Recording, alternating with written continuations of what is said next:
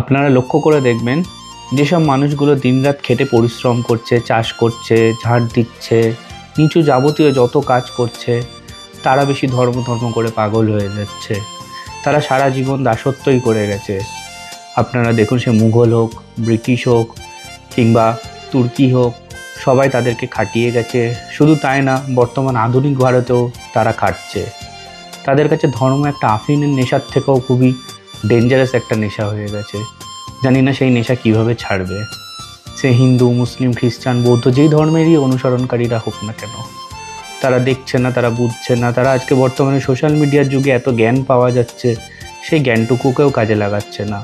অথচ তারা দিন দিন পরিশ্রম করে যাচ্ছে, তাদের বংশ পরিশ্রম করে বড় হচ্ছে। অথচ তারাই ভারতবর্ষ কিন্তু গড়ছে, কিন্তু তারা সেই পরিশ্রমের দানটা পায় না। আমার কাছে বক্তব্য, তাদেরকে যে চুষে নেওয়া হচ্ছে, তার বিরুদ্ধে তাদেরকে